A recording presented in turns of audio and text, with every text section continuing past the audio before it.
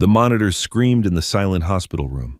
Ismail Traore lay motionless, his chest barely rising, his skin drained of life. Doctors whispered in low, defeated voices. One day left, maybe less. Outside the glass wall, his powerful father stood frozen, surrounded by wealth that suddenly meant nothing. Then chaos broke loose. A poor young girl was dragged down the corridor crying his name. In her trembling hand, a small bottle filled with a strange dark liquid. Before anyone could stop her, she broke free, rushed forward, and splashed it onto Ismail's body. The machines went wild, nurses screamed, doctors panicked, and everyone asked the same question. What had she just done? Before we begin, tell us where you're watching from and your local time in the comments. Don't forget to subscribe for more powerful, life-changing stories like this. Ismail Traore had been born into a world where doors opened before he ever touched them. From the day he took his first breath, wealth wrapped around him like a second skin. His father, Mamadou Traore, was one of the most powerful businessmen in the region. His name alone could silence a room or move markets overnight. People bowed when Mamadou spoke. Governments listened. Banks waited. But Ismail never felt powerful. At 22, he lived in a mansion that echoed with emptiness. The walls were polished marble, the ceilings impossibly high, yet every step he took sounded lonely. His mother, Aminata Traore, had died when he was 15, quietly, painfully, after a short illness no amount of money could cure. Since then, the house had never felt warm again. Mamadou buried himself in work after her death. Meetings replaced mourning. Contracts replaced conversations. And Ismail, still a boy, then learned an early lesson in his father's world. Emotions were weaknesses, and silence was strength. Now, a man, Ismail, was expected to inherit everything: the companies, the influence, the weight of the Traore name. But inside him lived a constant pressure, like a hand squeezing his chest. He smiled when cameras were near. He shook hands when his father asked. He attended charity galas and board dinners, listening to men twice his age praise him for achievements he hadn't earned yet. "You are lucky," people always said. Ismail never corrected them. That morning, the morning everything began, started like any other. The sun rose over the city, spilling gold across glass towers and crowded streets alike. Ismail sat at the breakfast table, untouched food cooling before him. His father scanned news reports on a tablet, barely glancing up. "You missed the board dinner last night," Mamadou said flatly. Ismail nodded. "I wasn't feeling well." Mamadou frowned. "You are young, strong. You don't miss important events because of not feeling well." Ismail opened his mouth to respond, but a sharp pain tore through his abdomen. He gasped, gripping the edge of the table. The room spun, his vision blurred. Ismail Mamadou finally looked up, irritation shifting to alarm. Ismail tried to stand. He didn't make it. The plate shattered as he collapsed to the marble floor. Servants screamed. Someone called for help. Mamadou knelt beside his son, his voice unsteady for the first time in years. Within minutes, sirens wailed outside the gates, and Ismail was rushed into the back of an ambulance, oxygen mask pressed to his face as his consciousness slipped in and out like a fading signal. At the hospital, everything moved fast and yet not fast enough. Doctors ran tests, machines beeped, specialists whispered behind glass walls. Mamadou paced the corridor, barking orders into his phone, demanding answers, demanding results, demanding control over a situation that refused to bend. Hours passed. Then came Dr. Sekou Diallo, the hospital's most respected physician.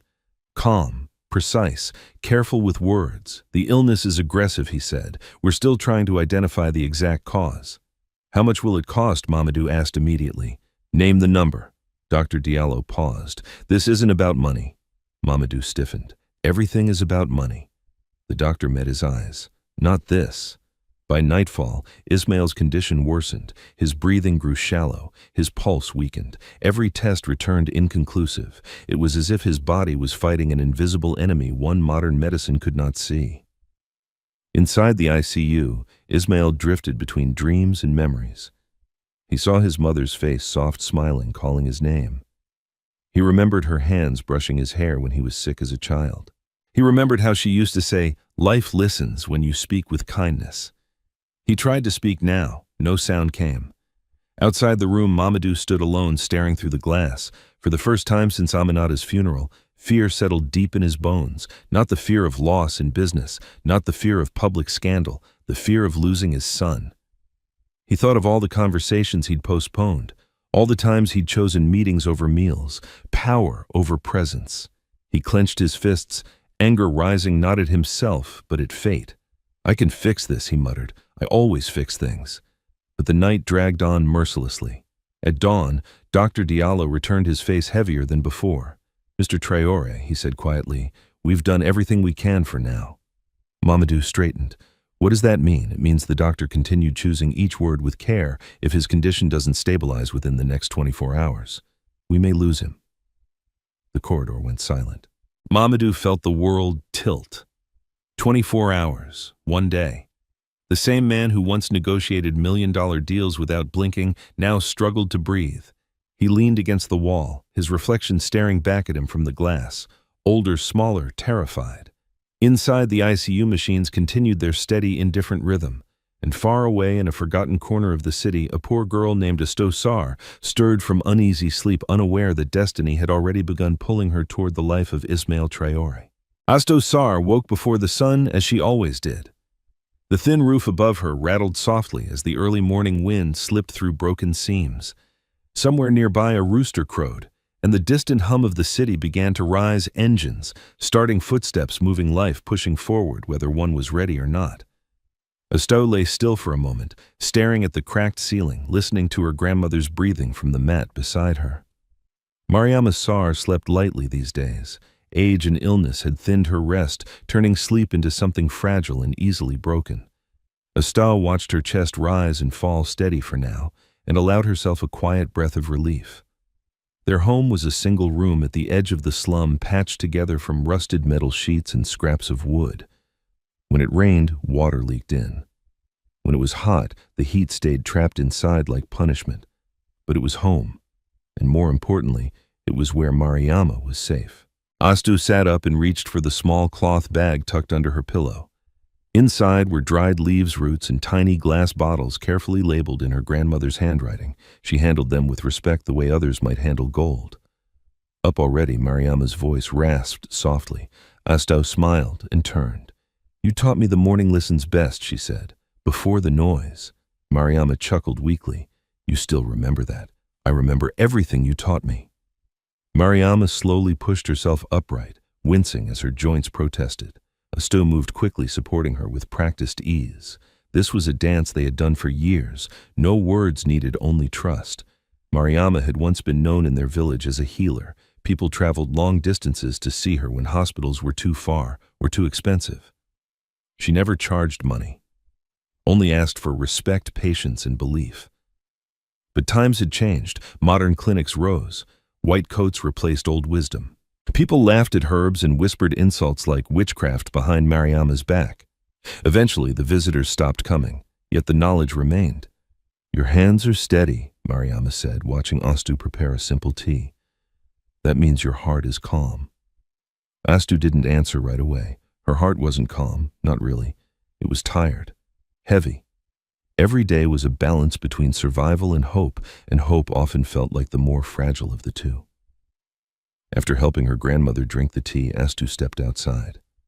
The narrow paths between homes were already filling with movement. Children ran barefoot, women carried buckets of water, men argued loudly over nothing and everything.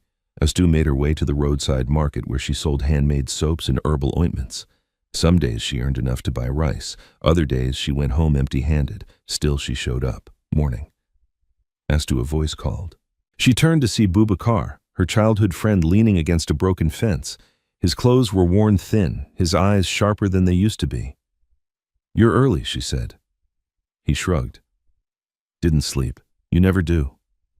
Boubacar smiled sadly. "You still talking to plants like they talk back?" "They listen better than people," Astou replied. He laughed, then grew serious. "You hear about the rich boy in the private hospital?" Astou paused. "What rich boy?" "Son of Mamadou Traore," Boubacar said. "People say he's dying," whole cities whispering. Astou felt a strange tightening in her chest. The name stirred something, a memory she hadn't expected to surface. She remembered a man collapsing near the hospital gates days ago, not dramatically, quietly. She remembered kneeling beside him while others stepped away, afraid. She remembered his eyes, confused, frightened, nothing like the powerful faces she'd seen on billboards. She hadn't known his name then. He looked young, Astu murmured. Boubacar raised an eyebrow. You saw him? She nodded. I tried to help. His family arrived. They pushed everyone aside. That's how it always goes. Boubacar said bitterly. Money shouts louder than kindness. Astu didn't reply. Her thoughts had already drifted elsewhere, back to her grandmother's stories, back to the warnings whispered at night. Some sicknesses don't come from the body alone, Mariama used to say. They come from broken balance.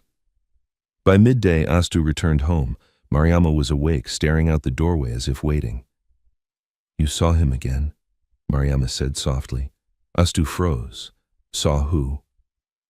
The one whose spirit brushed yours, Mariama replied. Astu swallowed. People say he's dying. Mariama closed her eyes. I felt it this morning. Silence settled between them, thick and uneasy. There are moments, Mariama continued slowly, when the world narrows to a single choice. When knowledge becomes responsibility. Astu shook her head. You always say I shouldn't interfere with fate. I say you shouldn't interfere blindly, Mariama corrected. But this is different. She reached beneath her mat and pulled out a small bottle darker than the others, its liquid almost black, but shimmering faintly in the light. Astu's breath caught. You said that was only for the edge, Mariama said, for when life is almost gone. Astu's hands trembled. Hospitals will laugh at this. They'll call me mad. They already do, Mariama said gently, but laughter has never healed anyone. Astu looked at the bottle, fear and determination wrestling inside her. If I'm wrong, she began. Mariama placed a hand over hers. Then you will still have acted with truth.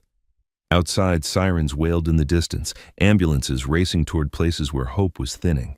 Astu stood slowly, decision settling into her bones. I have to try, she whispered. Mariama nodded. Then go. And remember, when the moment comes, do not hesitate. Astu tucked the bottle safely into her cloth bag. She looked once more at her grandmother, committing her face to memory, then turned toward the road. She didn't know she was walking toward chaos. She didn't know she was walking into a hospital where money ruled and mercy was rare. She only knew that somewhere a young man had one day left to live. And she carried something the world had forgotten how to believe in. The private hospital stood like a fortress of glass and steel, towering over the surrounding streets, as if daring sickness itself to challenge its authority. Inside, everything smelled of antiseptic and wealth-polished floors, hushed voices, doors that opened with soft electronic sighs. This was the place Mamadou Traoré trusted more than prayers. Ismail lay in the intensive care unit, surrounded by machines that hummed and blinked with cold precision. Tubes snaked across his body, feeding him oxygen fluids and medicines whose names meant nothing to him anymore. His eyelids fluttered occasionally, but he did not wake. His body fought a battle no one could see. Dr. Sekou Diallo stood at the foot of the bed, tablet in hand, brow furrowed. He had reviewed Ismail's scans 3 times already. Blood work, imaging, neurological responses, everything pointed everywhere and nowhere at once. This doesn't make sense, he muttered. Nurse Fatou Ndiaye adjusted an IV drip beside him. She had been on the night shift when Ismail was admitted, and something about the young man's condition had unsettled her from the beginning. Not just the severity, but the speed. He was healthy, she said quietly. No history, no warning signs. Dr. Diallo nodded. Exactly. And yet his organs are failing one by one. Outside the room, Mamadou Traoré paced like a caged lion. He had stopped making phone calls, stopped giving orders. Now he simply waited, staring at the glass wall as if sheer willpower might force his son to open his eyes. When Dr. Diallo stepped out, Mamadou turned instantly. Talk, he demanded. The doctor exhaled slowly. We're still running tests, but I need to be honest with you. Mamadou stiffened. Honesty is expensive. I can afford it. Dr. Diallo met his gaze. This illness is aggressive and unidentified. We've tried stabilizing his vitals, but his condition is deteriorating. How long? Mamadou asked sharply. The corridor seemed to hold its breath. If nothing changes, Dr. Diallo said carefully, Ismail may not survive beyond the next 24 hours. The words landed like a blow to the chest. Mamadou's lips parted, but no sound came. For a moment, the powerful businessman who had crushed competitors and bent governments looked like a man standing at the edge of a cliff. 24 hours, he repeated hoarsely. Yes, Dr. Diallo said. I'm sorry. Mamadou turned away, gripping the railing so tightly his knuckles whitened. He thought of Aminata again, how doctors had used similar careful words back then, how they had promised possibilities that never came. "No," he whispered. "No, not again." Behind him, Nurse Fatu watched silently, her heart heavy. She had seen many families break in these halls, but something about Mamadou's quiet unraveling struck her deeply. Wealth did not soften grief. If anything, it seemed to isolate it. Inside the ICU, Ismail stirred faintly. A soft groan escaped his lips. Fatu rushed back in, adjusting monitors and calling for assistance. "Ismail," she said gently, leaning close. "Can you hear me?" His fingers twitched, just barely. Fatu's breath caught. "Doctor!" she called out, excitement flickering. "There's movement!" Dr. Diallo returned quickly, checking reflexes, pupils, vitals. For a brief, fragile moment, hope dared to surface. Then, Ismail's heart rate spiked violently. Alarm screamed, his body convulsed, muscles tightening as if an unseen force was tearing through him from the inside. "Sedate him," Dr. Diallo ordered. "Now!" Fatu injected the medication, hands steady despite the chaos. Slowly the convulsions eased. The alarm softened back into a tense rhythm. Dr. Diallo stepped back, removing his gloves. Sweat beaded his forehead. "This disease," he said under his breath, "it behaves like nothing I've seen." Outside, Mamadou pressed his palm to the glass, watching his son's chest rise and fall. "I brought you the best," he whispered. "The best doctors, the best hospital. You have to stay." But Ismail did not respond. As the day dragged on, the hospital tightened its grip. Security increased. Visitors were restricted. No press allowed. Mamadou demanded privacy and control. Chief Security Officer Kofi briefed his team. "No one enters ICU without clearance," he said firmly. "I don't care who they are." By late afternoon, Astusar stood across the street from the hospital, staring up at its gleaming facade. The building looked nothing like the places she knew, nothing like the cramped clinics where people waited hours only to be turned away. She clutched her cloth bag fingers, brushing against the small bottle inside. Every instinct told her to turn back. Inside that building were men with power rules written in money and doors that did not open for people like her. She could already imagine the looks, the suspicion, the ridicule. Poor girl, crazy girl, get out. She swallowed hard and crossed the street. At the entrance, glass doors slid open to reveal a lobby bathed in white light. Astu hesitated, then stepped inside. Immediately she felt out of place. People sat on leather chairs, scrolling phones, whispering in calm, expensive voices. Receptionists wore crisp uniforms. Everything gleamed, everything judged. Astu approached the front desk. "I need to see someone," she said softly. The receptionist glanced at her clothes, then back to the screen. "Do you have an appointment?" "No," Astu replied. "But it's urgent." "With whom a patient?" Astu said, "Ismail Traore." The receptionist froze. Slowly she looked up. "Excuse me, I need to see him," Astu repeated. "He's dying." The woman's expression hardened. She pressed a button beneath the desk. Security. Moments later, 2 guards approached. One of them, Kofi, studied Astu carefully. "You can't be here," he said. "I have something that can help him." Astu insisted, heart pounding. Kofi scoffed. "That's what everyone says." Astu reached into her bag slightly enough for him to see the dark glass bottle. "Please, just 1 minute." Kofi's eyes narrowed. "You need to leave. Now." Across the lobby, Nurse Fatu watched the exchange. Something tugged at her, a feeling she couldn't name. She excused herself from a colleague and approached cautiously. "What's happening?" she asked. "This girl claims she can help Mr. Traore's son," Kofi said dismissively. Fatu looked at Astu. Their eyes met. Fear, determination, and something else, certainty. "Let me talk to her," Fatu said quietly. Kofi frowned. "That's not protocol. Neither is losing a patient in 24 hours. Fatu replied. Astu's breath shook. "Please," she whispered. "I wouldn't be here if there wasn't a reason." Fatu hesitated, then nodded slowly. "Just a minute," she said. She didn't know why she was doing it. Only that something told her this moment mattered. High above them, Ismail's heart monitor continued its relentless rhythm, counting down seconds no one could afford to waste. Astu sat on the hard plastic chair outside the ICU, her hands folded tightly in her lap. The hospital lights were too bright, too clean, as if they were designed to erase all shadows and with them all doubt. But doubt lived inside her anyway, pressing against her chest with every passing minute. Across the corridor, Mamadou Traoré stood alone, his back straight, his face carved from stone. He hadn't looked at her since security brought her to this waiting area under Nurse Fatou's quiet insistence. To him, Astou was nothing more than an interruption, another distraction in the longest day of his life. Yet she could feel his presence like heat.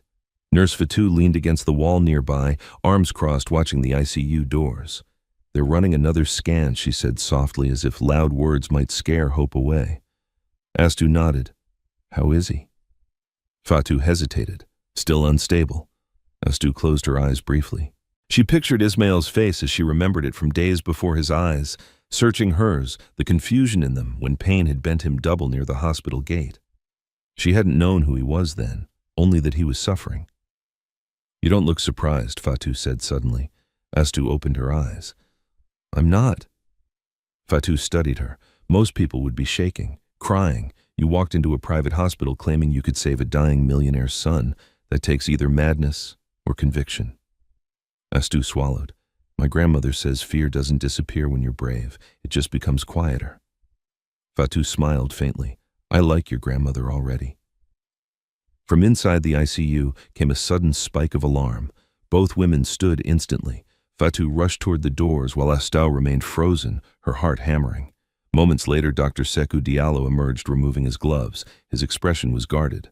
"Mamadou Traoré," he called. Mamadou turned sharply and approached. "What happened?" Dr. Diallo lowered his voice. "Another seizure. We managed to stabilize him again, but his system is weakening." "How much time?" Mamadou demanded. The doctor paused. "Less than we thought." Mamadou's jaw clenched. He nodded once curtly and turned away. As he did, his gaze finally landed on Astou. For a long second, they simply stared at each other. She stood and approached him slowly, her steps careful. "Sir," she said, voice steady despite the storm inside her. "I know you don't trust me. I understand why, but your son is dying." Mamadou's eyes hardened. "Do you think I don't know that I think?" Astou replied gently, "that everyone here is doing what they know, but what if what they know isn't enough?" His lips curled slightly. "And you are a girl with nothing," she said honestly. "Except knowledge passed down through generations." "Superstition," Mamadou snapped.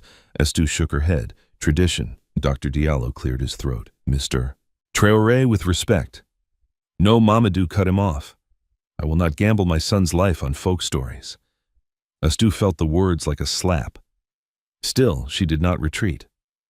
"You are already gambling," she said quietly. "On time." Silence fell. Mamadou looked back toward the ICU doors. The monitor's distant beeping echoed in his ears. Time, the one thing he could not buy. "Get her out of here," he said finally. Fatou stepped forward. "Sir," I said, "get her out." Security moved in. Astou felt hands grip her arms. "Wait," she said urgently. "Please, just let me see him. 1 minute. If nothing changes, I'll leave. I won't fight." Mamadou hesitated. In that pause, memory struck him without warning. Aminata's voice, soft, insistent. "Listen, Mamadou, not everything important announces itself loudly." He clenched his fists, fighting the past. Dr. Diallo spoke carefully. "Sir, medically speaking, we are out of options." Mamadou turned sharply. "Are you saying you believe her?" The doctor met his gaze. "I'm saying I don't know what to believe anymore." The corridor seemed to close in. Mamadou looked at Astou again. Really looked this time. At the fear she did not hide, at the resolve she could not suppress, at the way she stood as if already prepared for consequences. 1 minute, he said at last, "If she does anything I don't approve of, she's removed immediately." Astou's breath caught. "Thank you." Security released her reluctantly. Inside the ICU, the air felt heavier. The machines hummed with quiet authority, indifferent to human hope. Ismail lay pale against the white sheets, eyes closed, chest rising unevenly. Astou stepped closer. She felt it immediately, the wrongness, not just illness, but imbalance, as if something inside him was fighting itself. She reached into her bag, fingers brushing the cool glass of the bottle. Her grandmother's warning echoed in her mind. "Do not hesitate." Mamadou's voice cut through her thoughts. "What is it?" Astou turned. "A mixture of roots and leaves, prepared for moments like this." Dr. Diallo frowned. "You can't just—" Astou raised a hand. "I'm not asking you to believe, just to watch." She approached Ismail's side. For a moment she hesitated, not from fear but from respect. Then she uncorked the bottle. The scent was earthy, sharp, alive. She dipped her fingers into the liquid and lightly touched Ismail's forehead, then his chest. The monitors flickered. "Wait," Fatou whispered. Astou took a breath and did the unthinkable. She lifted the bottle and splashed the remaining liquid across Ismail's upper body. The effect was immediate. The heart monitor screamed. His body arched violently, a gasp tearing from his throat. Alarms blared. Doctors rushed forward. "What have you done?" Mamadou shouted. "Sedate him," Dr. Diallo ordered. But before anyone could act, Ismail's eyes flew open. For a split second, the room froze. His gaze was unfocused, wild, but unmistakably awake. Astou stepped back, trembling. Then his body went still. The monitors slowed. Too slow. Fatou's face drained of color. His pulse, Dr. Diallo pushed forward, hands moving fast. "We're losing him." Mamadou stood rooted to the floor, horror blooming in his chest. Astou stared at Ismail, heart pounding, a terrible thought slicing through her. What if she was wrong?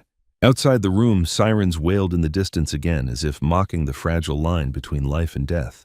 And for the first time since entering that hospital, Astou Sarr felt fear roar louder than faith. The room exploded into motion. Doctors shouted over one another. Machines blared in sharp, unforgiving rhythms. Dr. Sekou Diallo's hands moved with trained urgency as he checked Ismail's pulse, his breathing, his pupils. Nurse Fatou Ndiaye stood frozen for half a second, just long enough for fear to strike, then snapped back into action, adjusting monitors and calling out numbers. "Pulse is weak but present," she said. "Oxygen saturation dropping. Prepare intubation," Dr. Diallo ordered. Now, Mamadou Traoré couldn't move. His legs felt rooted to the floor, his chest tight as if an invisible hand was squeezing his heart. He watched men and women in white coats surround his son, blocking him from view, and the only thing he could hear was the echo of his own thoughts. "You let this happen." He turned sharply toward Astou. "Get her out," he roared. "Get her out of my sight." Security rushed forward again, grabbing Astou's arms. She didn't resist. She couldn't. Her entire body trembled, eyes locked on Ismail, as if she could will him to breathe just by looking. "Wait," she whispered desperately. "Please, just wait." "Take her away," Mamadou shouted. Astou was dragged out into the corridor as the ICU doors slammed shut behind her. The sound echoed like a gunshot. She stumbled as security released her, nearly collapsing to the floor. Nurse Fatou followed her out moments later, face-pale, hands shaking. "What's happening?" Astou asked, voice breaking. "Tell me." Fatou swallowed hard. "They're trying to stabilize him." The reaction was extreme. "Is he—" "I don't know," Fatou admitted. "I truly don't." Astou pressed her back against the cold wall, sliding down until she was sitting on the floor. Her mind raced, replaying her grandmother's words again and again. The liquid will wake what is sleeping, but the body must choose whether to stay. Inside the ICU, Ismail's body convulsed once more, then fell still. The monitors showed a faint but steady rhythm. "Hold," Dr. Diallo said sharply. "Everyone hold." The room went quiet except for the machines. Seconds passed, then a minute. Slowly, Ismail's breathing deepened, not normal, not strong, but more deliberate. His pulse steadied just enough to stop the alarms. Dr. Diallo straightened, disbelief flickering across his face. "Vitals are stabilizing." Fatou's words echoed in Astou's ears through the closed doors. Stabilizing. She covered her mouth, tears burning her eyes. But Mamadou Traoré did not feel relief. He felt rage. He stormed out of the ICU, his expression thunderous. "Where is she?" he demanded. Security pointed to Astou on the floor. Mamadou marched toward her, towering over her fragile frame. "You," he said, voice shaking with barely contained fury. "Do you have any idea what you've done?" Astou struggled to stand. "I tried to save him." "You almost killed him," Mamadou snapped. Astou looked up at him, tears spilling freely now. He was already dying. The words struck something raw in him. Mamadou clenched his jaw. "If my son dies because of you, then I will live with that," Astou said quietly. "But if he lives, will you still hate me?" Her question stopped him cold. Before he could answer, Dr. Diallo stepped out of the ICU again. Mamadou turned instantly. "Speak." The doctor hesitated. "He's stable. For now." Astou let out a shaky sob. Dr. Diallo continued, "But I don't understand how. The seizure should have pushed him into full organ failure. Instead, his vitals corrected themselves." Mamadou stared at the doctor. "Are you saying—" She helped him. I'm saying, Dr. Diallo replied slowly. Something happened that our instruments cannot explain. Silence fell between them. Mamadou looked back at Astu. She stood small before him, clothes worn, eyes red, but her gaze unwavering. Who taught you this? He asked. My grandmother, Astu said. She was a healer. Mamadou scoffed weakly. Healers don't exist anymore. Astu shook her head. They do. People just stopped listening. Mamadou turned away, pacing. His mind was a battlefield logic clashing with desperation. He had spent his life trusting system structures, contracts, and yet those very systems had given him a death sentence for his son. Get her out of this hospital, he said finally, voice heavy. I don't want her anywhere near him again. Astu's heart dropped. Fatou opened her mouth to protest, but Dr. Diallo raised a hand. Mr. Traore, the doctor said carefully with respect, if his condition changes again, we may need her. Mamadou stopped pacing. Need her? We don't know what that substance was. Dr. Diallo admitted, but the fact remains after she administered it, your son stabilized. Mamadou closed his eyes. What if this is the only reason he's still alive? He opened them again. She stays, he said stiffly. But under watch. One wrong move and she's gone. Astu exhaled a breath she hadn't realized she was holding. They moved her to a small waiting room nearby. Fatou brought her water sitting beside her. You were brave, the nurse said softly. Astu shook her head. I was terrified. Those two often walk together. Fatou replied. Hours passed. Inside the ICU, Ismail's condition held, not improved, but not worsening, a fragile line suspended between worlds. As night fell, the hospital grew quieter. Lights dimmed, footsteps softened. Astu sat alone, staring at her empty hands. The bottle was gone now, shattered earlier in the chaos. Whatever chance she'd had, she'd already used it. Suddenly, Dr. Diallo appeared in the doorway. He's awake, he said. Astu stood so fast her chair tipped over. Awake? Briefly, the doctor clarified, but he asked for you. Her breath caught. He asked for me? Dr. Diallo nodded. By name. Mamadou, who had been standing nearby, froze. That's impossible. Astu followed the doctor into the ICU, her heart pounding louder than the machines. Ismail's eyes were open when she entered, dull with exhaustion, but aware. They found her instantly. Astu, he whispered hoarsely. Tears streamed down her face. She rushed to his side, stopping just short of touching him. You're here, she said, voice trembling. He nodded faintly. I dreamed of water and earth and light. She swallowed hard. I'm not dead, he murmured, confusion threading through his words. Am I? Astu smiled through her tears. No, you're still here. Mamadou watched from the doorway, his chest tightening as he saw his son speak for the first time in days. For the first time since Aminata's death, something inside him cracked. Hope. But even as it bloomed, a darker question lurked beneath it. What price would this miracle demand? The room felt smaller with Ismail awake. Not physically, nothing had changed about the machines or the walls, but the air carried a different weight now, as if life itself had stepped back inside and demanded space. The steady beeping of the heart monitor no longer sounded like a countdown. It sounded like a question. Ismail's eyes moved slowly, taking in the unfamiliar ceiling, the lights, the wires attached to his body. Confusion creased his brow. He tried to lift his hand, but his muscles betrayed him. Don't move, Nurse Fatou said gently, stepping forward. You're very weak, Ismail swallowed. His throat burned. Water, he whispered. Fatou nodded, moistening his lips carefully, just a little. Astu stood beside the bed, her hands clenched together, afraid that if she moved too much, the moment might shatter.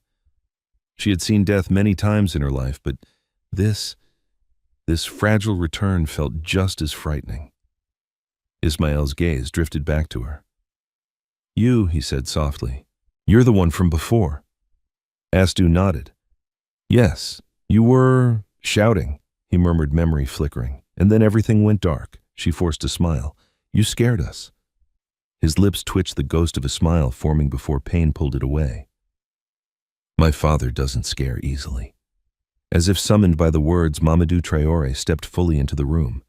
He had been standing in the doorway watching silently, but now he approached the bed, his face a mask of restraint. Ismail, he said, his voice unusually quiet. Ismail turned his head with effort. Papa. The single word cracked something open. Mamadou reached out, then hesitated as if afraid to touch his son and find him gone again. Finally, he placed his hand on Ismail's shoulder, firm and warm. "You're still here," Mamadou said. Ismail frowned faintly. "I thought I wasn't going to be." Mamadou didn't answer. He couldn't. Dr. Sekou Diallo cleared his throat. "Ismail, you experienced a severe episode. You're stable now, but you're not out of danger. We need to monitor you closely." Ismail nodded weakly. "Okay." His eyes closed for a moment, then opened again sharper this time. "She helped me." The room went still. Dr. Diallo glanced at Mamadou, then back at Ismail. "Who helped you?" Ismail lifted his gaze toward Astou. "Her." Astou's breath caught. I don't know if I remember," Ismail said. "When everything was breaking inside me, something changed, like warmth, like being pulled back." Mamadou's jaw tightened. "Ismail, you're confused." Ismail shook his head slowly. "No, I know what I felt." Dr. Diallo scribbled notes, his expression conflicted. "Patients sometimes experience vivid sensations during critical events," he said carefully. "It doesn't necessarily." "It does," Ismail interrupted softly. "To me?" Mamadou turned away, pacing the small room. "Enough. He needs rest." Security knocked lightly on the door. "Mr. Traoré, hospital administration needs to speak with you." Mamadou waved them off. "Later." But they didn't leave. "Sir," the guard said again, lower this time. "There's a report." Mamadou's eyes flashed. "What kind of report?" "An incident," the guard replied. "Unauthorized substance administered to a patient. The board is concerned." Astou's heart dropped. Dr. Diallo stiffened. "This isn't the time. They're asking for her removal," the guard said, nodding toward Astou. "And possible police involvement." The word police hit like ice. Astou took a step back instinctively. "I didn't mean any harm." Mamadou stopped pacing. For a long moment he said nothing. The weight of the decision pressed on him from all sides. Law, reputation, fear, gratitude, disbelief. "If you take her away," Ismail whispered, struggling to speak, "I won't cooperate." Everyone turned toward him. Mamadou stared. "What, I won't take your tests?" Ismail said weakly but firmly. "I won't sign anything. I won't—" "Don't be ridiculous," Mamadou snapped. Ismail met his father's gaze with surprising clarity. "You always taught me contracts matter. So does consent." The room fell silent. Dr. Diallo exhaled slowly. "He's not wrong." Mamadou's hands curled into fists. He had built his empire on control over markets, over people, over outcomes. And now, lying in a hospital bed, his son was using his own lessons against him. "Give us time," Mamadou said to the guard. "I'll handle it." The guard hesitated, then nodded and stepped out. Mamadou turned to Astou. "This doesn't mean I trust you." Astou nodded. "I know. It means," he continued, voice heavy, "that for now you stay." Astou bowed her head slightly. "Thank you." Mamadou left the room, his steps tense and measured. Outside, he leaned against the wall, closing his eyes. "What are you doing?" he asked himself. Inside, Fatou adjusted Ismail's blankets. "You should rest," she said gently. Ismail nodded, exhaustion overtaking him. "Astou," he murmured. "Yes, don't go." She smiled softly. "I'm here." His eyes closed again, breathing slow and steady. As night deepened, the hospital corridors quieted, but the tension did not. In an administrative office upstairs, men in suits argued in hushed tones. Words like liability media and lawsuit floated through the air. "This could destroy the hospital's credibility," one said, "or expose a miracle," another replied skeptically. Down the hall, Mamadou sat alone, staring at his phone. Messages from investors piled up, missed calls, urgent emails. Among them, one name stood out, Richard Coleman. Mamadou answered. "Tell me you have good news," Richard said without greeting. "My son is alive," Mamadou replied flatly. "For now," Richard said. "But the board is nervous. There's talk of unorthodox intervention." Mamadou's jaw clenched. "I don't care what the board thinks. That's not like you," Richard said. "You've always cared. Then consider this a change." Silence hummed on the line. "You're risking everything," Richard warned, "for a girl with a bottle." Mamadou closed his eyes. "I'm risking everything for my son." He hung up before Richard could respond. Back in the waiting room, Astou sat quietly, fingers tracing invisible patterns on her knees. Fatou joined her, handing her a cup of tea. "You might want a drink," the nurse said. "Long night ahead." Astou nodded. "They're going to blame me," maybe Fatou admitted, "but they'll also watch him, closely." Astou looked toward the ICU doors. I don't care what happens to me. I just need him to live. Fatou studied her. You don't even know him. Astu smiled faintly. Sometimes you don't need to. Hours passed. The monitors continued their steady rhythm. Then, just before dawn, Dr. Diallo returned, his face pale. Something's changing, he said. Astu's heart skipped. Good or bad? The doctor hesitated. I don't know yet, but whatever it is, it started after the treatment. Astu closed her eyes, whispering a silent prayer, not to be praised, not to be spared, but for balance to hold, because she knew this story was far from over. Dawn crept into the hospital, slowly, pale light, slipping through the tall windows and softening the harsh white glow of the corridor lamps. For most people, morning meant renewal. For those gathered around Ismail Traore, it meant another hour borrowed from fate and the fear of what that hour might bring. Dr. Sekou Diallo stood at the nurses' station, studying a fresh set of readings with a frown that deepened by the second. The numbers were wrong, not catastrophic, not reassuring, simply unfamiliar. His inflammation markers are dropping, Nurse Fatou Ndiaye said quietly, leaning in, but his neurological responses are inconsistent. Dr. Diallo nodded. It's like his body is recalibrating itself. Is that possible? Fatou asked.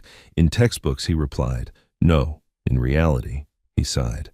Reality doesn't always read textbooks.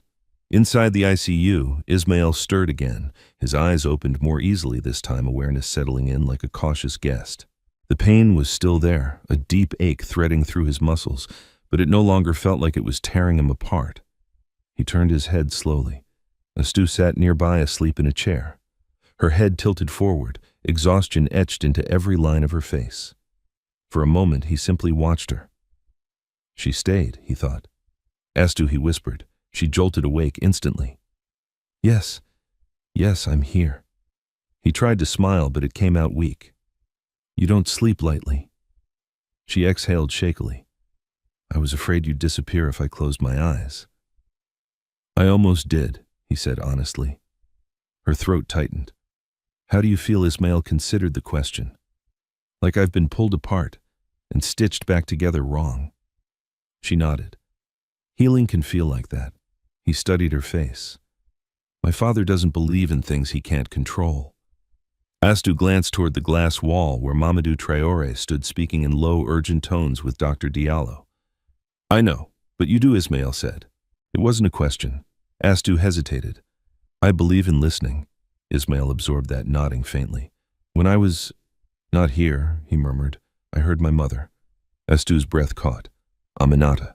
He smiled weakly. She said I wasn't done. Outside the room, Mamadou ended the conversation with Dr. Diallo abruptly. I want answers, he said, not theories. You want certainty where there is none. The doctor replied evenly. Your son is alive. That's the fact, and the cause. Mamadou pressed. Dr. Diallo glanced toward Astu through the glass. We can't ignore the timing. Mamadou's jaw tightened. You're asking me to accept that a girl with herbs did what this hospital couldn't.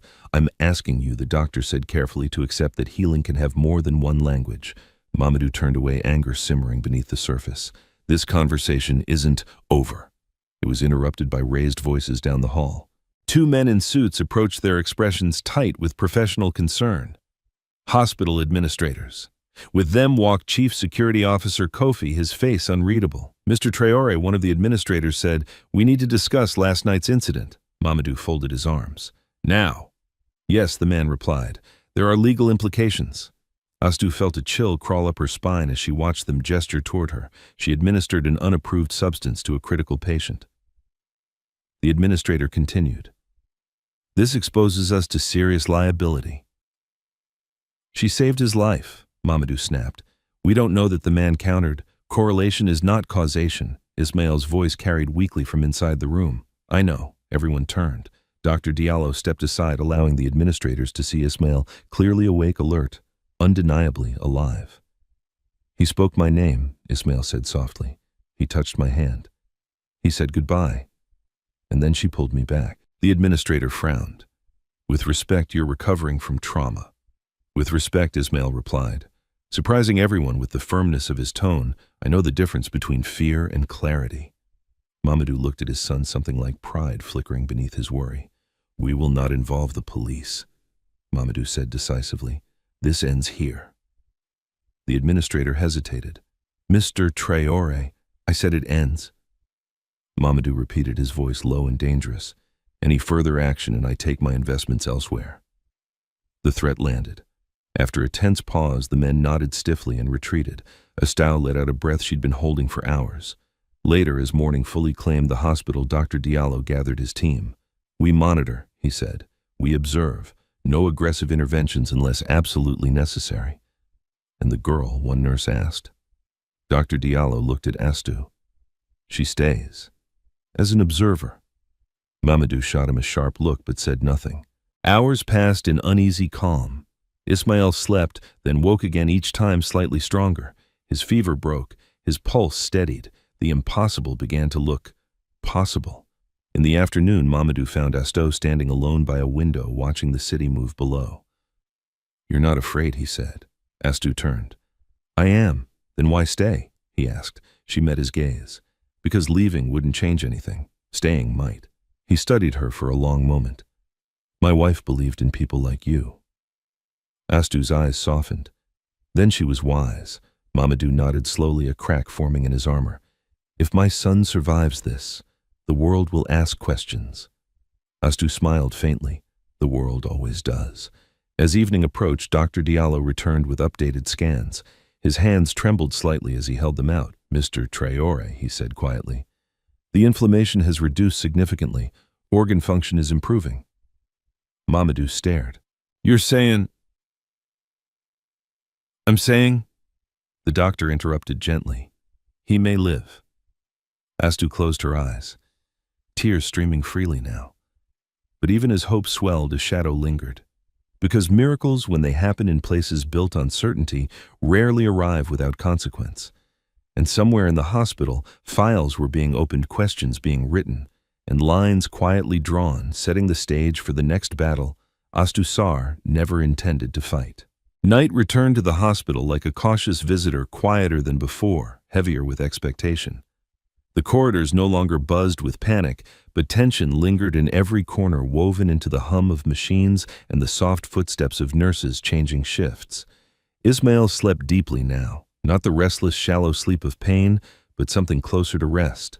His chest rose and fell with a steadier rhythm, his brow smooth for the first time since his collapse. Dr. Sekou Diallo watched from the doorway, arms crossed, mind racing faster than his calm exterior revealed. This shouldn't be happening, he thought. In his years of practice, Diallo had learned to respect uncertainty. But this was different. The data didn't fit. The timeline defied logic, and every answer led back to a girl with a bottle the hospital could not name. Astou sat beside the bed, whispering quietly to herself, words too soft to be prayers and too personal to be explanations. She wasn't asking for anything now. She was listening the way her grandmother had taught her. When Ismail stirred again, she noticed immediately. Hey, she said gently. Easy. His eyes opened slowly. I keep drifting, he murmured, like I'm not fully here. That's normal, Astou replied. Your body is finding its way back. He turned his head toward her. You sound so sure. Astou hesitated. I sound hopeful. Ismail smiled faintly. Hope feels different when you're running out of time. She nodded, and even more different when you get some of it back. He closed his eyes again, breathing deepening. Outside the ICU, Mamadou Traore sat alone in a small conference room, staring at the wall. His phone lay on the table, buzzing intermittently with messages he refused to read. For once, power felt like a burden he didn't know how to lift. His mind drifted backward farther than he'd allowed himself to go in years, to a small village road, to Aminata standing barefoot in the dust, arguing with him gently but firmly. You don't have to understand everything she'd said, you just have to respect it. He had laughed then, told her the world was changing, told her belief without proof was weakness, and now his son lived because of something that could not be proven. A knock interrupted his thoughts. Nurse Fatou entered quietly. Mr. Traore. He looked up. How is he sleeping? She said, peacefully. Mamadou nodded. Good. Fatou hesitated. There's something you should know. He gestured for her to continue. The substance Astou used. I asked her grandmother about it. Mamadou's eyes narrowed. You went to the slums. Fatou held his gaze. I went to find answers, and she said the mixture isn't meant to cure. Fatu explained. It's meant to wake the body's will to fight, to restore balance when the spirit is fading. Mamadou scoffed softly. Spirit doesn't appear on medical charts. No, Fatu agreed, but survival does. Mamadou fell silent again. In the early hours of the morning, Dr. Diallo ordered additional tests not invasive, just enough to monitor Ismail's progress. To his astonishment, the results continued to improve. This is not remission, he muttered to himself. This is reversal. By sunrise, Ismail was fully awake. Astou was there when he opened his eyes, her face tired but glowing with relief. Morning, she said. He looked around, then back at her. I'm still here. Yes, she smiled. You are. Then I owe you something, Ismail said. You don't owe me anything. He shook his head slowly. I think I owe you the truth. Astou frowned. About what? He swallowed. About what I was running from. Before she could respond, Mamadou entered the room. His presence filled the space immediately as it always did. But today something was different. The sharp edge of command had dulled. Ismail, he said. Ismail turned. Papa. They stared at each other, father and son, the distance between them suddenly clearer than ever. I was told you're improving, Mamadou said. I am, Ismail replied. And I know why. Mamadou stiffened. We've discussed this. No, Ismail said calmly. You've avoided it. Silence thickened. I was dying, Ismail continued. Not just in my body, inside. Astou watched, heart pounding. I didn't want the life you planned for me, Ismail said, voice gaining strength. The company, the pressure, the pretending. Every day felt like I was suffocating. Mamadou opened his mouth to interrupt, then closed it. I collapsed because my body couldn't carry what my mind was refusing, Ismail said quietly. And when Astou touched me, it wasn't the liquid that saved me. It was the permission to let go. Mamadou's hands trembled. You think this is my fault, he asked. I think Ismail replied gently that we never learned how to talk. Mamadou turned away, jaw-tight, eyes burning. Dr. Diallo cleared his throat. Emotional stress can exacerbate underlying conditions, he said carefully, though I've never seen it present like this. Astou spoke softly. Pain finds a way out. Mamadou looked at her sharply, then unexpectedly bowed his head. For years, he said, voice low, I believed control was protection. I thought if I built enough walls, nothing could touch my family. He looked at Ismail. I was wrong. Ismail reached out, placing a weak hand over his father's. We still have time. Mamadou nodded slowly, tears finally breaking free, but outside the room, consequences gathered. Hospital administrators met in whispered clusters, files were compiled, reports rewritten, and one name appeared again and again on the pages. Astou, Sar. She's a liability, one voice insisted. She's a miracle, another countered. She's a problem, a third concluded. By afternoon, Mamadou was summoned to a private meeting. This situation cannot become public, the chairman said. If word spreads that a traditional remedy succeeded where modern medicine failed, you'll look incompetent. Mamadou finished coldly. Yes, the man admitted. And if my son lives? Mamadou asked. The room fell quiet. Then the chairman said carefully, we control the narrative. Mamadou stood. No. No, the man repeated. No lies, Mamadou said. No erasing her. The chairman frowned. You're risking your reputation. Mamadou's voice hardened. I already did. For my son. As he left the room, Mamadou realized something had shifted permanently. Not just in Ismail, in himself, back in the ICU.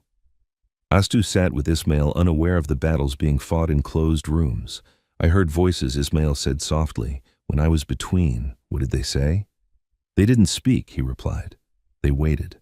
Astou smiled gently. Then you chose to come back, he nodded. I chose to live. And with that choice, the story of sickness quietly transformed into something far more dangerous. Truth.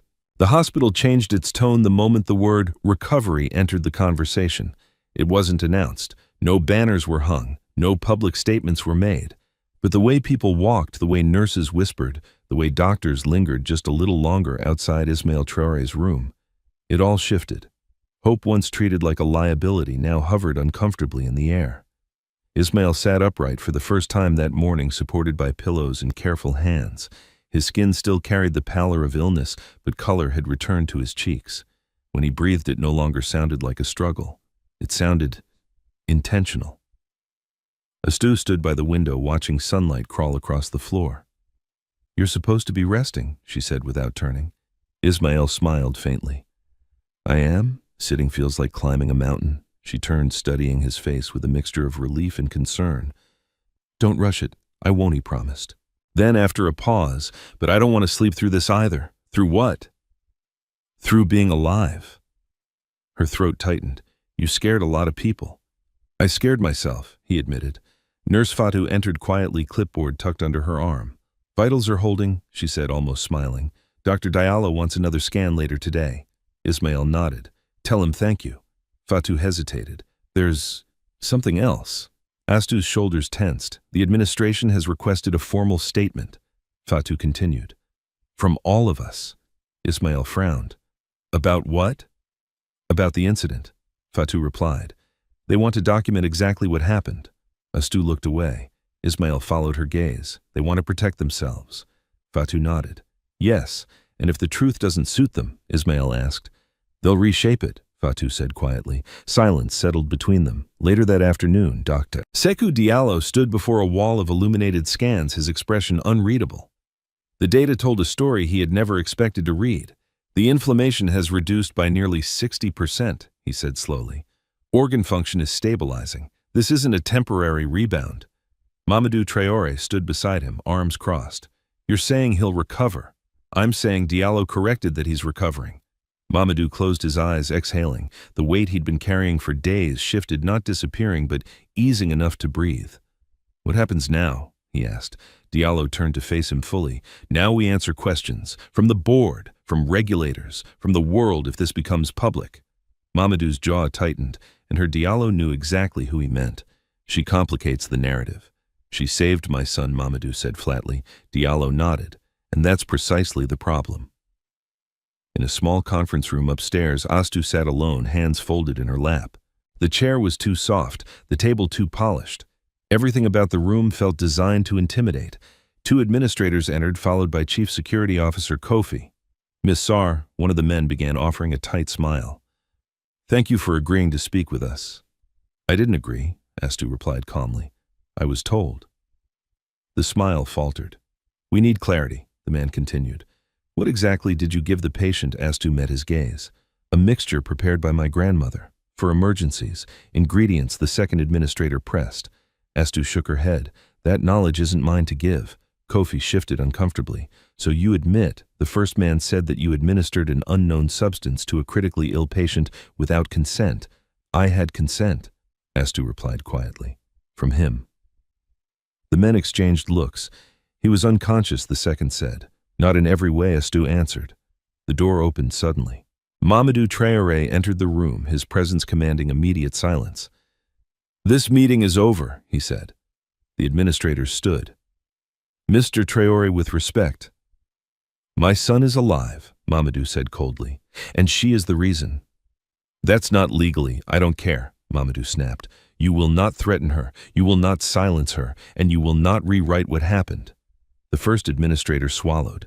This could damage the hospital's credibility. Mamadou leaned forward, eyes sharp.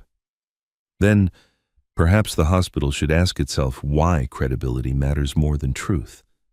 He turned to Astu. "You can go." Astu stood slowly, heart pounding. "Thank you." As she left the room, Mamadou added quietly, "Stay near Ismail." That evening, Ismail underwent another round of tests. This time the results were undeniable. Dr. Diallo gathered the team. "We are witnessing a recovery that contradicts our initial prognosis," he said. "This will be reviewed, studied, questioned." "And blamed a junior doctor?" asked. Diallo didn't answer. Back in the room, Ismail listened as Astu recounted the meeting. "They wanted to make me disappear," she said. Ismail's expression hardened. "They won't. You don't know that." "I do," he replied. "Because I won't let them." She studied him. "You're still weak," he smiled slightly. "Not where it counts." That night, Ismail couldn't sleep. Memories surfaced uninvited, his collapse, the darkness, his mother's voice. And then Astu's face, steady and unafraid. He realized something then. He hadn't just been saved. He had been chosen not by fate, not by money, but by a stranger who believed his life mattered. The next morning, Mamadou stood at Ismail's bedside. I spoke to the board, he said. They're unhappy. Ismail raised an eyebrow. That's new. Mamadou almost smiled. I told them I would step down temporarily if they continued to push. Astou's eyes widened. You'd do that? Mamadou nodded. For years I thought power was everything. Now I know better. Ismail reached for his father's hand. I don't want to inherit something built on fear. Mamadou squeezed his son's hand. Then we'll build something else. Outside the room, a nurse whispered excitedly to another. Word was spreading, not publicly, not yet, but among those who worked closest to life and death. The Traore boy is getting better. They said he wouldn't last the night. They were wrong. And with every whispered sentence, the hospital's carefully constructed certainty began to crack. Because once a miracle survives scrutiny, it becomes a threat. And Astou Sarr, the girl who refused to stay invisible, was now standing at the center of a storm that would test not just medicine, but power itself. By the third day, the hospital could no longer pretend nothing extraordinary was happening. Ismail Traore's recovery was no longer fragile, it was visible. He could sit up unassisted, he could eat small portions, he could hold a conversation without losing breath. The machines that once screamed warnings now hummed with reluctant acceptance. And with every improvement, the pressure intensified. Mamadou Traore stood at the window of his private office inside the hospital, staring down at the city that had once bent so easily to his will. His phone vibrated again. He didn't need to look to know who it was. Richard Coleman. The investor had been calling non-stop since rumors began spreading beyond the hospital walls. Mamadou answered. You've been difficult to reach, Richard said coolly. I've been with my son, Mamadou replied, and now he's recovering, Richard said. Congratulations, truly. There was a pause, too deliberate to be sincere. But we need to talk. Mamadou closed his eyes. Go on. The board is nervous, Richard continued. This story about a poor girl and some traditional mixture, if it leaks, it could destabilize confidence. Investors don't like uncertainty. Mamadou's voice hardened. My son was given 24 hours to live. Yes, Richard said quickly, and now he hasn't died. That's wonderful. But the narrative matters. People trust systems, not accidents. She's not an accident, Mamadou snapped. Richard sighed. You're letting emotion cloud judgment. We can protect everyone here. The hospital, your reputation, even the girl if she cooperates. And if she doesn't, then the law steps in, Richard replied flatly. Unlicensed medical intervention, reckless endangerment. It won't be hard. Mamadou's grip tightened around the phone. You're threatening her, he said. I'm explaining reality, Richard corrected. Choose carefully, Mamadou. You have a legacy to consider. The line went dead. Mamadou lowered the phone slowly, his reflection staring back at him in the glass, older, heavier, divided. Inside Ismail's room, Astou sat quietly while Nurse Fatou checked vitals. You're doing well, Fatou said, smiling at Ismail. Your body's responding beautifully. Ismail nodded. Thanks to her. Fatou glanced at Astou. Thanks to a lot of things. Astou noticed Fatou's tension. Something's wrong. Fatou hesitated, then spoke softly. The hospital is under pressure. Powerful people don't like what they can't explain. Ismail frowned. They want to blame her. They want to control the story, Fatou replied. And stories are dangerous when they empower the wrong people. Astou stood. If this causes trouble, Ismail interrupted, his voice stronger than expected. No. Astou turned to him. You don't leave, he said firmly. Not because of me. Fatou's eyes widened slightly. Ismail, I heard them, he continued. The doctors, the administrators. I heard my father arguing on the phone last night. Astou's heart sank. You weren't supposed to hear that. I was supposed to die, Ismail said quietly. So forgive me if I listen now. He took a slow breath. They think you're a problem. Astou met his gaze. I don't want to hurt anyone. You didn't, Ismail replied. You saved me. That afternoon, Mamadou entered the room, his expression unreadable. Ismail looked at him carefully. They're pressuring you. Mamadou stiffened. You shouldn't worry about that. I'm not a child, Ismail said, and this happened to me. Mamadou exhaled heavily.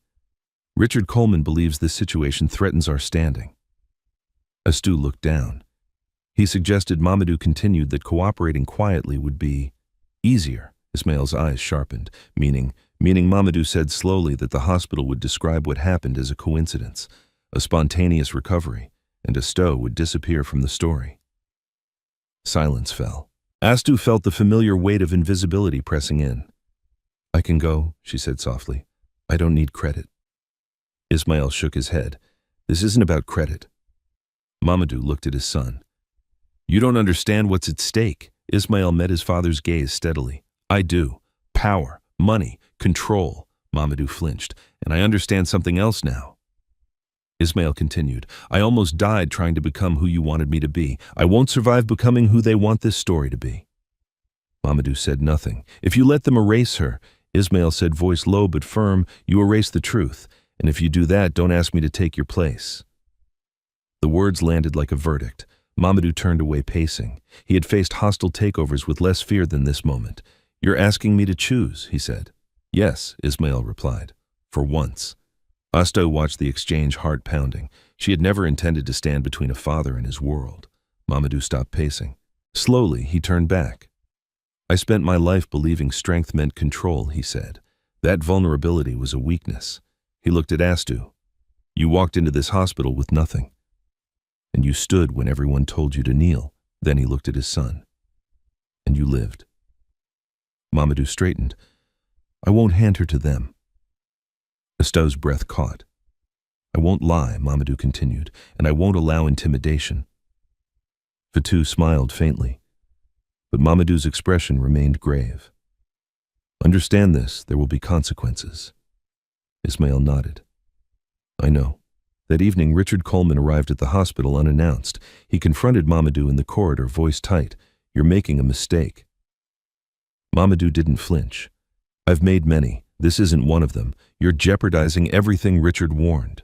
Mamadou leaned closer. "No, I'm redefining it." Richard's eyes flicked toward Ismail's room. "Then your son will inherit chaos." Mamadou replied coldly, "He'll inherit truth." Richard scoffed and walked away. Inside the room, Astu sat beside Ismail as night settled again. "I didn't ask for this," she whispered. "I know," Ismail said. "But you changed everything." Astu looked at her hands. "I only did what my grandmother taught me." Ismail smiled softly. "Then maybe the world needs more grandmothers." Outside, unseen forces shifted, investors recalculated, administrators strategized, reputations trembled. Because for the first time, Mamadou Traoré had chosen life over leverage, and that choice would not go unchallenged. The fourth morning arrived without fanfare, but it carried a quiet certainty the others had lacked. Ismail woke before sunrise, his mind clear in a way it hadn't been for weeks. The ache in his body remained deep, dull, honest, but it no longer frightened him. Pain, he realized, was different from dying. Pain meant he was still here. He shifted carefully, sitting upright without assistance. The motion made his head spin slightly, but it passed. When he breathed in, his lungs filled fully, steadily. He closed his eyes, savoring the simple miracle of air. Asto was asleep in the chair again, her chin tucked against her chest, one hand curled around the strap of her worn cloth bag as if it were a lifeline. Ismail studied her quietly. In the sterile brightness of the hospital room, she looked out of place and yet more present than anyone else. He spoke her name softly. "Astu." She stirred immediately. "Yes. Are you okay?" "I think," he said slowly, "I am."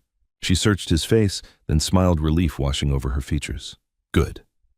Nurse Fatou entered moments later, eyes widening when she saw Ismail sitting up on his own. "Well," she said, trying and failing to hide her excitement, "that's new." "I got tired of waiting," Ismail replied lightly. Fatou laughed, then checked his vitals. Her smile grew wider with every reading. "Everything looks better, consistently better." Stu exhaled a breath she felt she'd been holding for days. Dr. Sekou Diallo arrived soon after, carrying a stack of charts. He stopped short when he saw Ismail. "You're progressing faster than expected," he said carefully. "Expected by who?" Ismail asked. Diallo hesitated. "By medicine." He ran through the tests methodically, reflexes, responsiveness, coordination. Each result contradicted the grim prognosis he'd delivered days earlier. "This isn't a coincidence," Diallo said, finally, more to himself than to anyone else. Astu watched him closely. "Then say that." Diallo met her gaze. For the first time, there was no dismissal in his eyes, only conflict. "Science requires evidence," he said, "and honesty." Astu replied gently. Diallo nodded slowly. Later that morning, Mamadou Traoré arrived, his expression guarded, but his eyes lighter than before. When he saw his son sitting upright speaking clearly, something uncoiled inside his chest. "You look strong," Mamadou said. Ismail smiled. "Stronger than yesterday." Mamadou pulled a chair close, sitting beside the bed. "The board is convening this afternoon," he said. "They want final reports." Ismail frowned. "Final reports?" "On your diagnosis," Mamadou explained, "and your recovery." Astu stiffened. "They're going to deny it." Mamadou didn't contradict her. "They want certainty. They want the record to say there was an error in the initial prognosis, nothing more." "And the truth?" Ismail asked. Mamadou's silence answered him. Diallo entered the room again, this time with a different posture. He placed the charts on the table. "There was an error," he said. "In certainty." Everyone turned toward him. "Our diagnosis assumed a linear cause," Diallo continued. "A disease we could name, treat, or fail to treat, but the body is not always linear." Mamadou raised an eyebrow. "Are you saying you were wrong?" Diallo nodded once. "Yes." Asto's breath caught. "And I'm prepared to say so," Diallo added, "publicly if necessary." Mamadou studied him. "That would have consequences, I know," Diallo replied, "but so does silence." The room fell quiet. That afternoon, Mamadou drove across the city to a neighborhood he had never visited before. The streets narrowed, buildings pressing closer together as wealth faded into dust and noise. He stopped in front of a small, rusted structure patched together with tin and wood. "This is it," the driver said uncertainly. Mamadou nodded and stepped out. Inside, Mariama Sarr sat on a woven mat, her posture frail, but her eyes sharp. She looked up as Mamadou entered, as if she'd been expecting him. "You took your time," she said calmly. Mamadou froze. "You know who I am. I know who your son is," Mariama replied, "and who you used to be." He swallowed. "You taught her?" Mariama nodded. "I taught her to listen." Mamadou hesitated, then bowed his head slightly. "Thank you." Mariama studied him for a long moment. "Gratitude is easy after fear," she said. "What matters is what you do when fear leaves." Mamadou met her gaze. "I won't let them erase her." Mariama smiled faintly. "Good, because balance demands acknowledgement." Back at the hospital, tension simmered as administrators gathered. Papers were shuffled. Words like risk, credibility, and precedent filled the room. "This cannot be framed as a miracle," one man insisted. "Then frame it as humility." Dr. Diallo replied. Murmurs rippled through the group. Mamadou stood. "My son is alive because you did not have all the answers," he said. "Neither did she." He gestured toward Astu, but she acted when certainty failed. The chairman frowned. "Mr. Traoré, with all due respect." "With all due respect," Mamadou cut in, "this hospital exists to save lives, not protect egos." Silence followed. By evening, a decision was reached. The hospital would issue a statement acknowledging an initial misdiagnosis followed by an unexpected recovery. No names, no denials, no accusations. It wasn't everything Astu deserved, but it was something. Ismail listened as his father explained the outcome. "They won't give you credit," Mamadou said quietly. "But they won't punish you either." Astu nodded. "I didn't come for credit." Ismail frowned. "You deserve more than silence." She smiled softly. "Sometimes survival is enough." As night settled, Dr. Diallo returned one last time. "You'll be moved out of ICU tomorrow," he told Ismail. "General recovery." Ismail nodded. "Thank you." Diallo turned to Astu. "And you should know that what you did forced us to confront our limits." Astu inclined her head. "Limits aren't failures," she said. "They're invitations." Diallo smiled faintly. Later, as the lights dimmed and the hospital quieted, Ismail lay awake, staring at the ceiling. "I almost didn't come back," he said softly. Astu sat beside him. "But you did." He turned toward her. "Because someone believed I could." Outside, the city breathed on, unaware that a line had been crossed, not by power or policy, but by a quiet act of courage that refused to disappear. The hospital released its statement the following morning. It was careful, polished, neutral to the point of sterility. An initial misdiagnosis was corrected following further observation. The patient responded positively to supportive care and is now recovering steadily. No mention of panic, no mention of 24 hours, and certainly no mention of a poor girl with a bottle. Mamadou Traoré read the statement twice, then set the paper down slowly. "So that's it," he said. Dr. Sekou Diallo nodded. "That's the version that keeps the hospital standing." "And the truth?" Mamadou asked. Diallo met his gaze. "The truth is alive, in your son." That afternoon, Ismail was transferred out of the ICU. Nurses wheeled his bed down the corridor as staff paused in their work. Some offering small smiles, others quick nods of disbelief. Word had spread quietly among them. They knew what the statement did not say. Astou walked beside the bed, keeping pace. For the first time since she'd entered the hospital, she felt something like ease in her chest. "You're officially boring now," she teased. Ismail chuckled. "I'll take boring." They settled him into a recovery room flooded with sunlight. No machine screaming, no glass walls separating him from the world, just a bed, a window, and the sound of life continuing. Nurse Fatou adjusted his pillows. "Try not to overdo it," she said. "I'll behave." Ismail promised. After she left, silence filled the room, comfortable, almost sacred.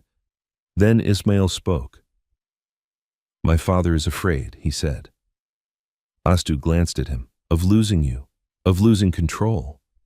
Ismail replied, "They're different fears."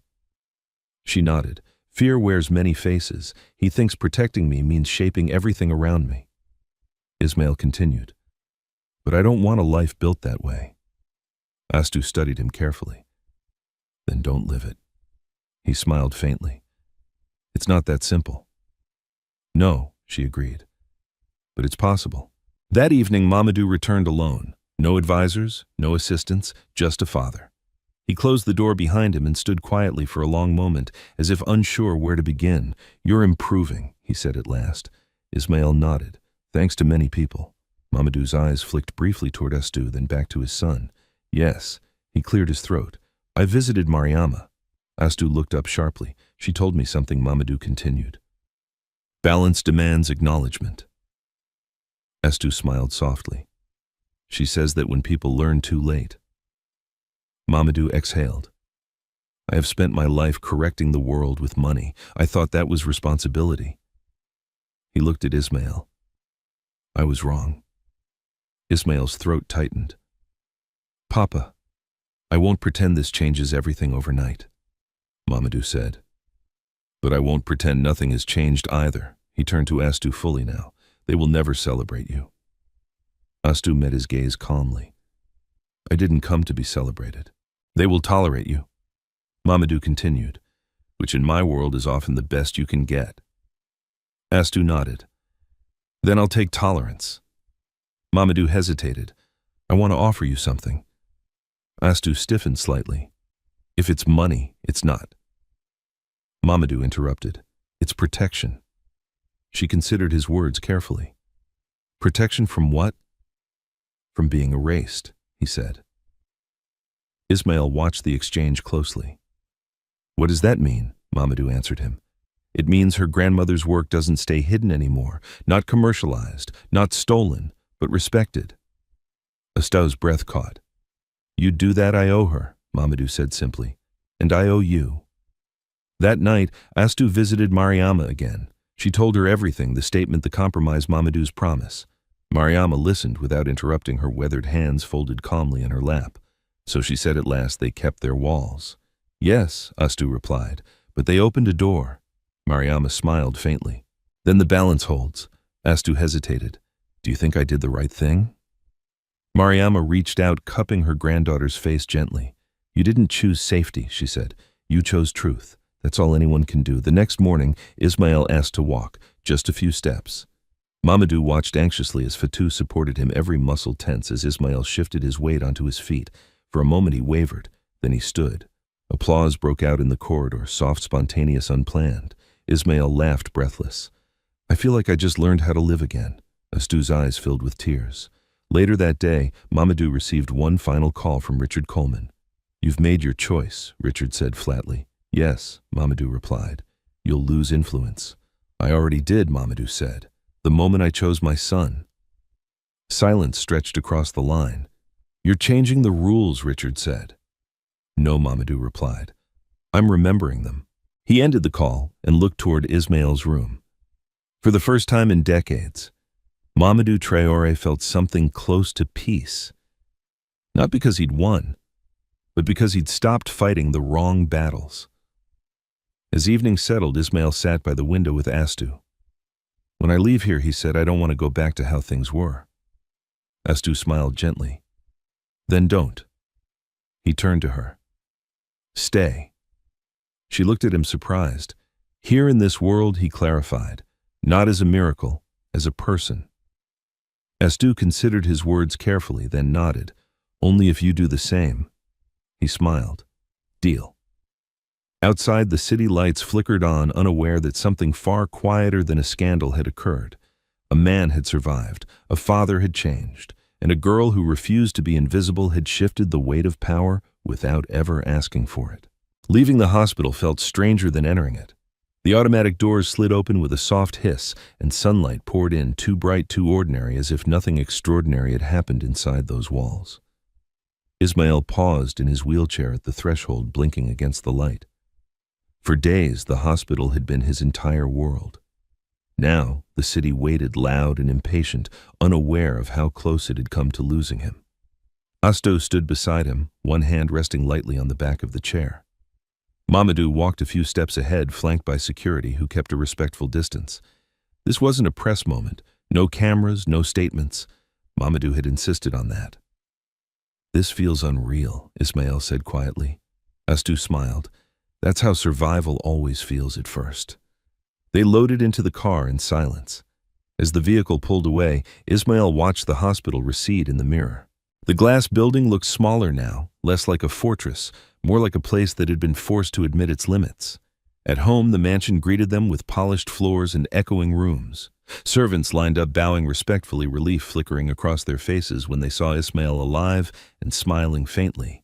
But something was different. The house no longer felt like a shrine to control. Mamadou noticed it immediately, the way he slowed his steps, the way his voice softened when he spoke to the staff. Prepare the east wing, he said. Quiet, light. And remove the meeting table. The head servant hesitated. Sir. Remove it?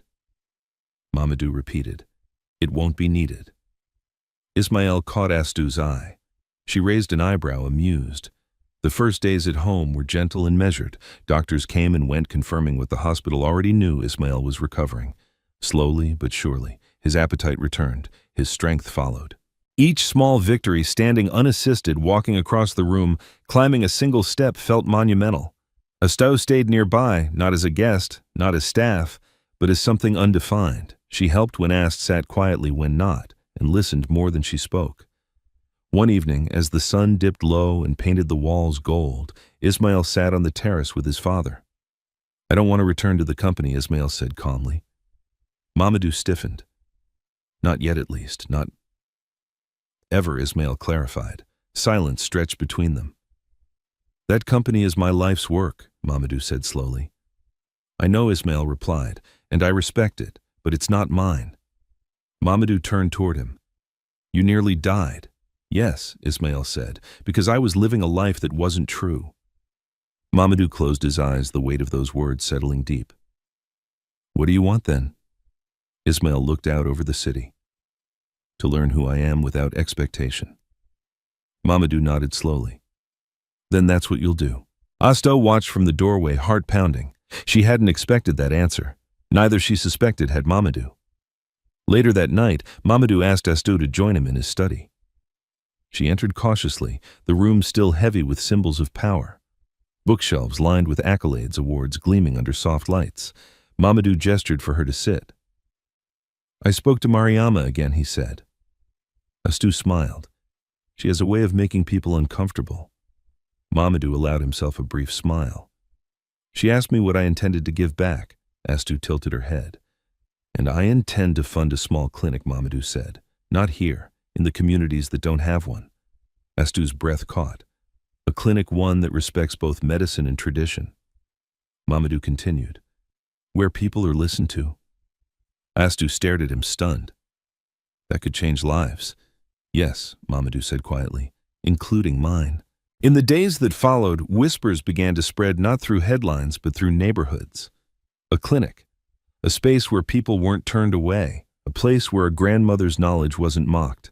Mariama Sarr became a quiet consultant. She never wore a title. She never asked for recognition. But people listened. Ismail's strength continued to grow. One morning he walked the length of the garden alone, breathing in the scent of flowers he'd never noticed before. Astu joined him at the end. You're smiling, she said. I feel light, he replied, like I was carrying something heavy for years and didn't know it. She nodded. Pain has a way of hiding its weight. That afternoon, Mamadou received a letter. It was brief, formal, cold. An investor consortium was withdrawing support. Publicly, it was framed as strategic realignment. Privately, Mamadou knew exactly why. He folded the letter and placed it on his desk. Then he stood and walked outside. Ismail noticed immediately. Something happened. Mamadou handed him the letter. This is the consequence. Ismail read it, then looked up. Are you okay? Mamadou considered the question. I am, he said honestly. For the first time, I am. Astu watched them, understanding settling in her chest. This wasn't loss. It was release. That evening, Ismail found Astu sitting by the garden wall, staring at the stars. Stay, he said. She looked at him. I already am. No, he said softly. Stay with me. Not because of what happened, not because you saved me, but because you see me. Astu's heart raced. Ismail. I don't want a miracle, he continued. I want a life that's honest. She took a long breath. Then you'll have to walk beside me. Not ahead, not behind, he smiled. I can do that. As the night deepened, the mansion no longer felt like a monument to power. It felt like a home being relearned room by room, truth by truth. And in the quiet spaces between wealth and humility, a future took shape, one not built on control or fear, but on listening. The city woke to its usual noise, horns, voices, footsteps. But something beneath it had shifted. Ismail stood at the edge of the small clinic's courtyard, sunlight warming his face. The building was modest, clean walls, wide windows, a hand-painted sign. Nothing about it announced wealth. And that he realized was exactly the point. Astu stood a few steps behind him, speaking quietly with Nurse Fatou, who had volunteered to help train the first local staff. Mariama sat beneath a mango tree, her hands folded, eyes half closed, as if listening to something only she could hear. This place is breathing, Mariama said when Ismail approached. That's how you know it will last. Ismail smiled. I'm still learning how to listen. Mariama opened one eye. You're doing fine. The clinic had opened without ceremony. No speeches, no cameras.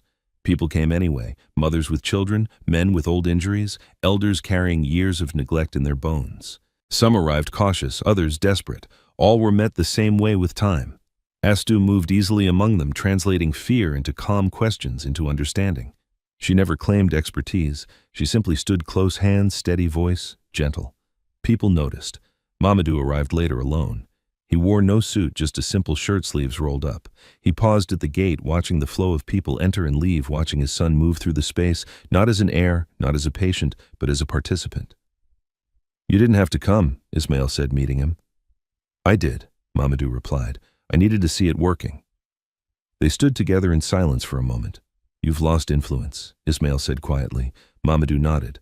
I've gained clarity. Ismail turned to him. I won't take over the company. I know, Mamadou said, and I won't ask you to.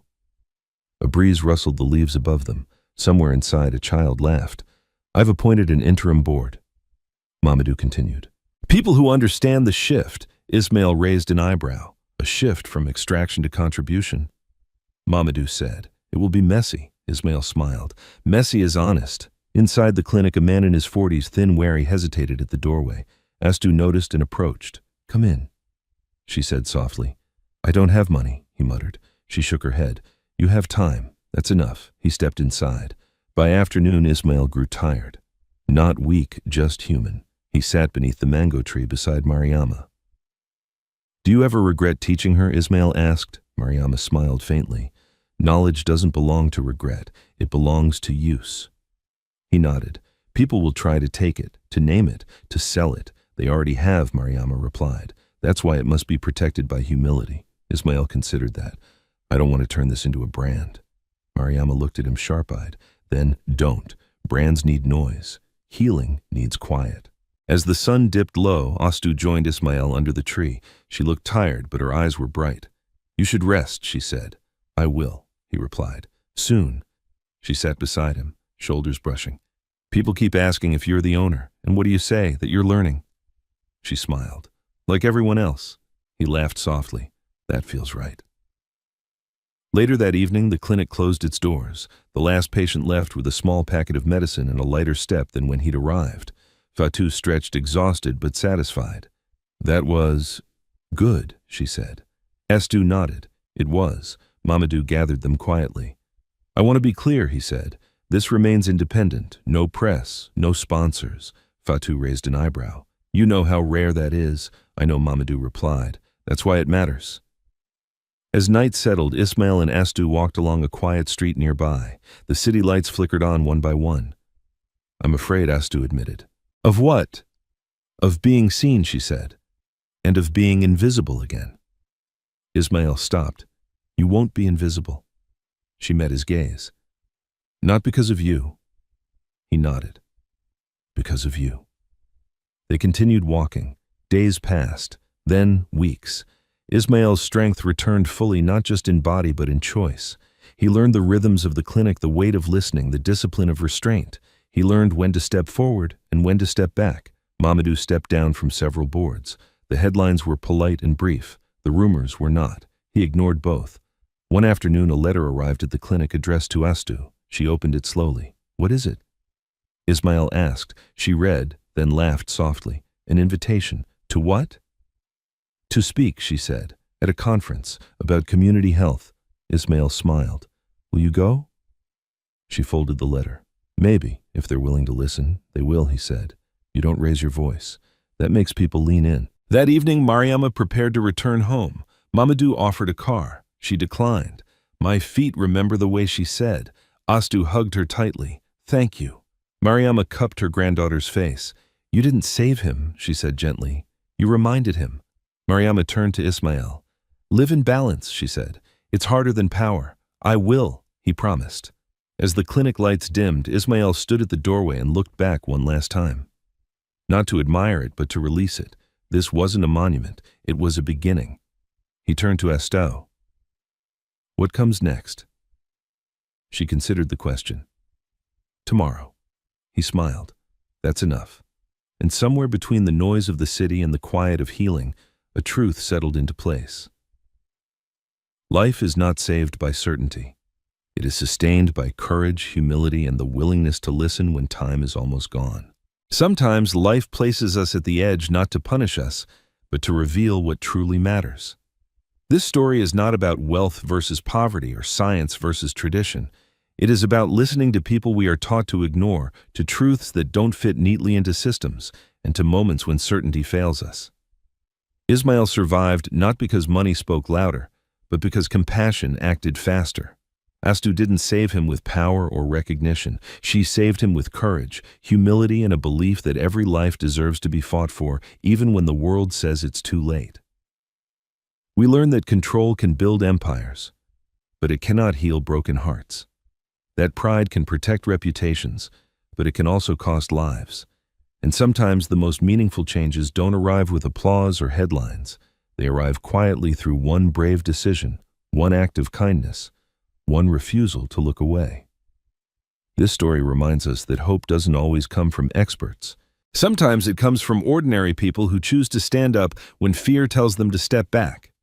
And when that happens, even the most powerful structures are forced to bend, not to miracles, but to truth. Now, we'd love to hear from you. What part of this story touched you the most? Have you ever witnessed or experienced a moment where kindness changed everything? Share your thoughts in the comments below. Your voice matters here. If stories about humanity, karma, compassion, and quiet strength speak to your heart, please subscribe to the channel and join our growing community. More powerful stories are coming, and we'd love to have you with us.